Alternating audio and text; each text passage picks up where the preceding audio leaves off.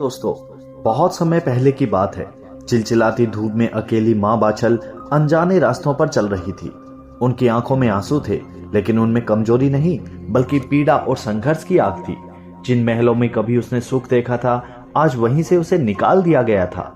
उसका मन बार बार उस अन्याय पर रोष से भर जाता जो उसके साथ हुआ था। वह अपनी मांग में भरे सिंदूर को देखती और मन ही मन कहती कि मैं निर्दोष थी, फिर भी मुझे अपमानित किया गया। परंतु मेरा पुत्र, मेरा गोगा एक दिन इस अन्याय का उत्तर अवश्य देगा। दोस्तों, राह में जब वह थकान से उसका शरीर जवाब देने लगा तो उसने गाड़ीवान से विश्राम करने के लिए कहा। वह एक पेड़ के नीचे बैठ गई और धीरे धीरे नींद ने उसे अपने आगोश में ले लिया। परंतु दोस्तों, भाग्य तो उसके लिए कुछ और ही रच रहा था। जैसे ही वह सोई, एक भयानक तक्षक नाग फुफकार करते हुए निकला और गाड़ीवान को डस लिया। उस नाग की आंखों में बहुत ही भयंकर आग भरी हुई थी। वह विध्वंसक था। वह धीरे धीरे बाछल की ओर बढ़ा, लेकिन तभी कुछ अलौकिक घटित हुआ। गोगा जी का अद्भुत प्रकट होना। दोस्तों, माता के गर्भ से अचानक एक दिव्य तेज प्रकट हुआ। यह कोई साधारण प्रकाश नहीं था, बल्कि वह शक्ति थी जो सैकड़ों युगों तक पूजी जानी थी। जैसे ही नाग ने माता पर वार करने के लिए अपना फन उठाया, उसी क्षण एक अद्भुत बालक ने जन्म लिया। गोगा जी ने जन्म लेते ही अपने छोटे छोटे मगर शक्तिशाली हाथों से तक्षक नाग का फन पकड़ लिया। नाग छटपटाने लगा, लेकिन वह इस शक्ति से भाग नहीं सका। गोगा जी की आंखों में आग थी और आवाज में गर्जना, और शक्ति में दिव्य तत्व भरे हुए थे। उन्होंने नाग को आदेश दिया कि जाओ, पहले उस गाड़ीवान का विष निकालो और फिर पाताल लोक लौट जाओ। तक्षक नाग ने कांपते हुए उनकी आज्ञा का पालन किया और भयभीत होकर के हमेशा के लिए वहां से चला गया। दोस्तों, यह क्षण केवल एक माँ की विजय का नहीं था, यह थी न्याय की जीत, धर्म अधर्म पर धर्म की विजय, माँ के सतीत्व की परीक्षा और न्याय की पुकार। लेकिन यह अंत नहीं था दोस्तों। जब बाछल अपने पिता के महल में पहुंची तो उसके चरित्र पर संदेह किया गया। पिता ने कठोर स्वर में कहा कि यदि तुम पवित्र हो तो इसे सिद्ध करो। कच्चे सूत से बनी हुई चारपाई पर लेट जाओ। यदि तुम्हारा सतीत्व अडिग है तो एक भी तार नहीं टूटेगा। चारों ओर सन्नाटा पसर गया। किसी ने सहानुभूति नहीं दिखाई, लेकिन बाछल की आंखों में आंसू नहीं थे। वह दृढ़ता से आगे बढ़ी और चारपाई पर लेट गई।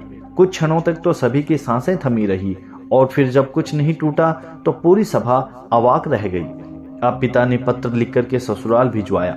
बाछल निर्दोष है, इसे सम्मान के सहित ले जाओ। लेकिन नियति को तो अभी और परीक्षा लेनी थी दोस्तों। गोगा जी पर आए संकट और उसके असाधारण चमत्कार। जब बाछल अपने पति के महल में वापस लौटी तो उसकी सौत ने उसके बेटे गोगा को अपना दुश्मन मान लिया। काच और उसकी बेटी छबीली ने मिलकर के गोगा जी को विष देने का षड्यंत्र रचा। एक दिन छबीली मुस्कुराते हुए गोगा जी के पास आई और बोली कि मेरा बनाया हुआ दूध पी लो, यह बहुत ही स्वादिष्ट है। गोगा जी ने दूध पी लिया और फिर मुस्कुराते हुए बोले कि वास्तव में ये तो बहुत ही अच्छा है। और यह सुनकर के छबीली स्तब्ध रह गई। उसके हाथ पांव ठंडे पड़ गए। उसने घबरा करके माँ काच को यह बात बताई। काच यह मानने को तैयार नहीं थी कि कोई विष पी करके जीवित कैसे रह सकता है। लेकिन गोगा जी केवल साधारण बालक नहीं थे, वे ईश्वरीय वरदान थे। लेकिन काच और उसके पुत्रों को यह सहन नहीं था। उन्होंने छल से गोगा जी को तालाब में धकेल दिया। लेकिन यह क्या, तालाब के तल में तक्षक नाग तपस्या कर रहा था। गोगा जी ने उसकी तपस्या भंग कर दी।